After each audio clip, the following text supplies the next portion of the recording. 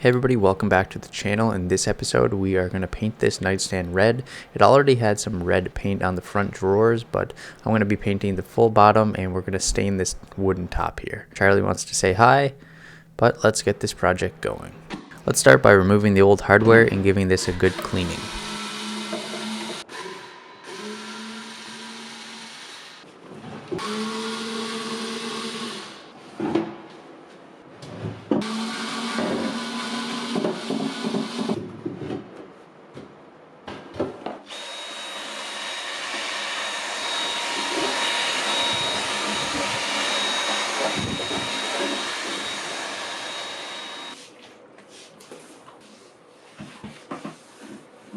I'm using crud cutter to clean this piece. It's really dirty. There's like a black residue on it. It's almost like an old finish or wax, and it really needed some good cleaning since we are going to be painting this piece soon.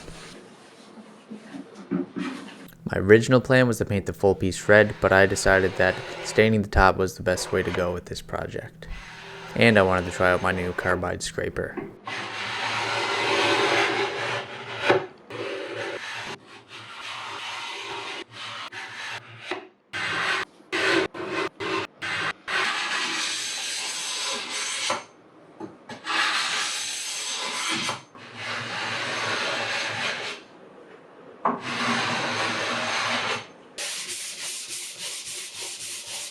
Staining is optional, and also using wood filler to fill in cracks like this is optional as well, but overall in the end it will make your piece look better.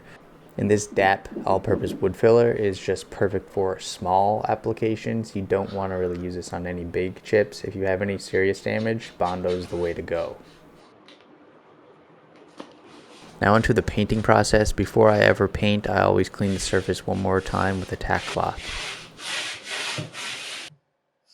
I always prep my paintbrushes in the sink. I soak it in water. This helps the paint flow better and your paintbrush will glide over the surface much easier. I soak it and then I dry it off right quick, and then right on the soft end bristles I just put that back under the water one more time, and then I just kind of play around with the brush a bit to make sure it's not completely soaked, and then it's ready to go. I'm using Mango paint in Robin Red. I believe this is a Canadian brand. I was purchasing paint at a furniture paint store and they gave me this as a free sample, and I've had it for probably 2 years and I always wanted to paint something just nice in red. So today is finally the day we are painting furniture red with it. So I'm excited to use it, and we are doing no prep work besides cleaning the piece. So we're doing no sanding, no primer. We're just gonna get started on this right away.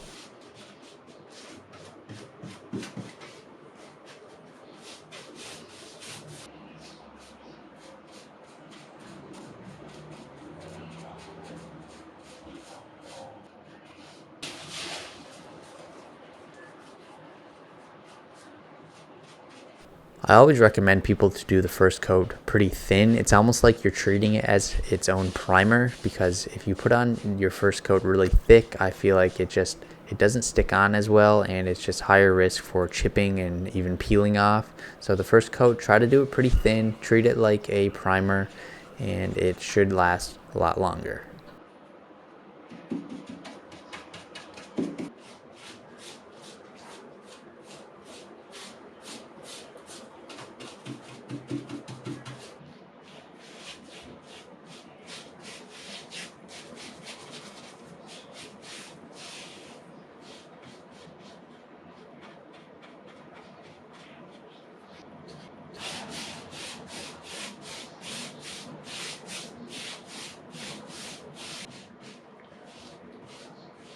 And to prevent noticeable brush marks and strokes, it's always best to do one final pass through one end to the other, and this kind of just eliminates the brush strokes throughout the middle.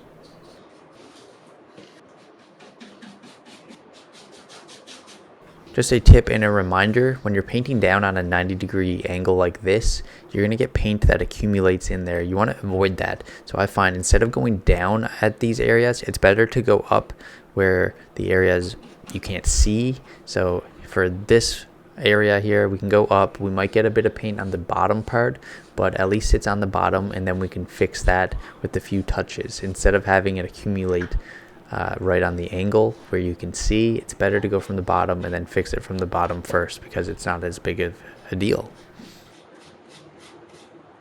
Sometimes it's good to paint underneath like these areas just so you don't forget them, so do them first.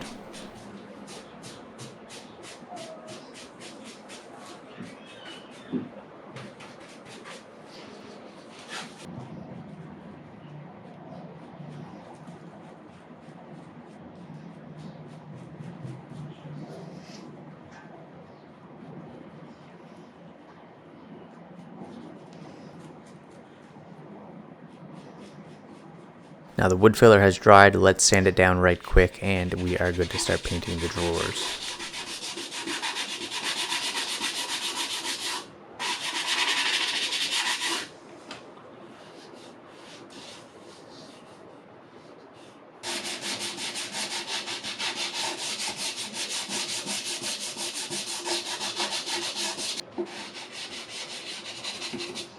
I know I said no sanding, but this is totally optional and it's recommended just if you want to fill in those holes throughout your piece.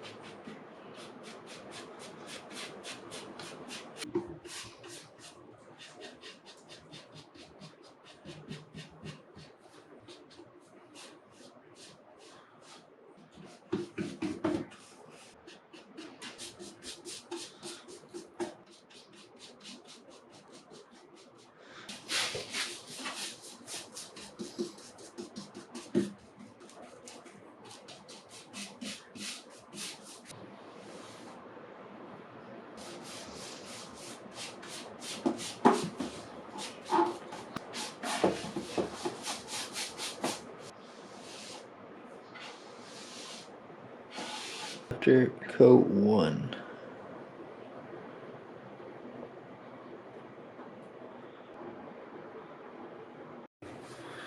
So this is where the filler is.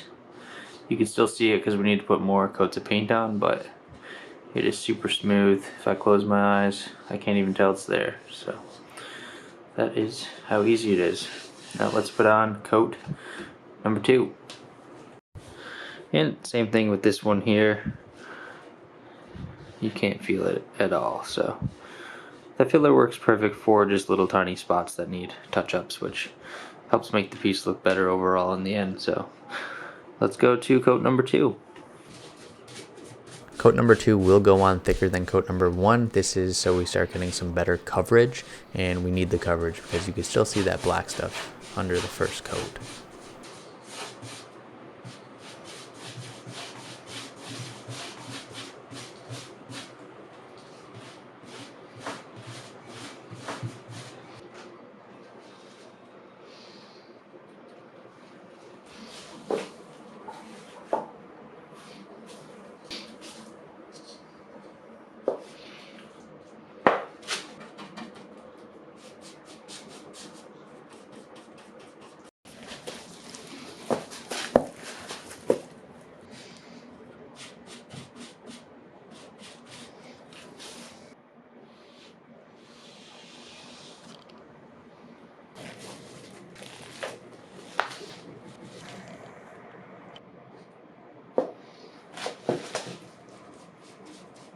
This clip here just kind of shows me going top to bottom with your final pass through. It's important if you don't want those brush strokes noticeable, especially with the thicker coats for the better coverage. So I like to start at the top and go right to the bottom, and this will just help with brush strokes and brush marks when it dries.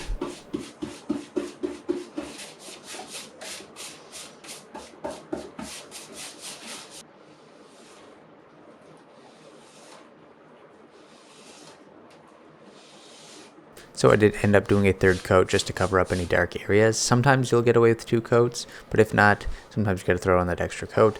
If you were constantly having bleed through, you're likely going to have to use like a clear shellac spray just to cover it up and then paint it after, just so the bleed through stops. But finally, we are done painting.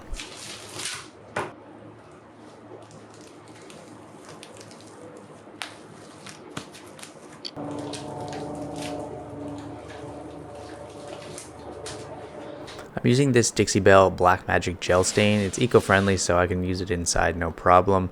I throw it on this applicator pad here, and I'm just going to rub it directly onto the nice wood surface.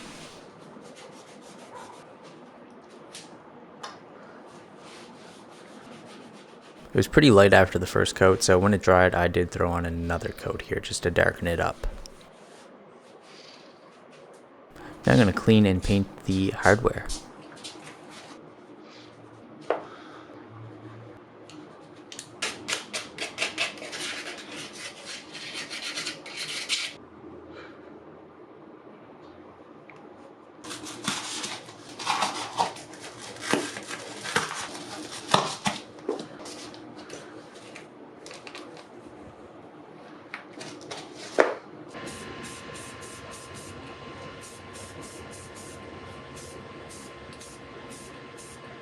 Now it's time to protect this piece. I'm using some wax. This is Best Dang Wax by Dixie Belle.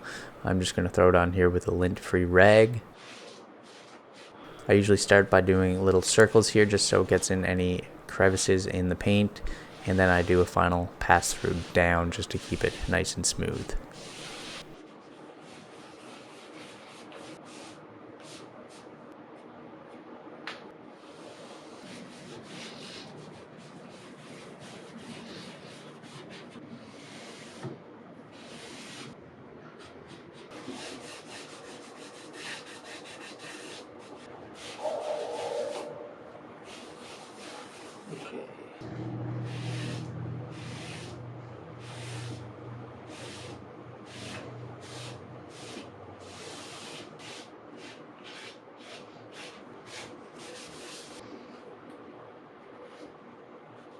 After 10 to 15 minutes, I come back with a different rag and I just buff it. You want to buff the wax just so it is nice and durable and you don't get any extra wax accumulated on the top of the surface. This was a last minute decision and totally optional. This is Behr dark finishing wax, and I decided that this piece can use a bit of extra character, and I decided to throw this dark wax on, rub it on, and then rub it off, and then buff it when it dries about 10 to 15 minutes later as well. It's the same process as the clear wax. And I almost forgot to add this part to the video, but I'm clear coating over the stained wood, and I'm using a foam applicator pad, and I just dab it off on the edge here and then I apply it right on. I like to use a clear coat over stained wood, just I find it gives it a nice smooth durable finish, and it's super easy to do. You can also use clear coat over red paint if you'd like. You don't have to use wax, so I'm kind of showing you both options here if you want to use clear coat over the paint instead. I did 3 coats in total, and you want to make sure you do your final pass-throughs on the clear coat as well, just like we did on the paint. And after all that hard work, here's this hard-looking nightstand one more time before we started working on it. And here is what it looks like after.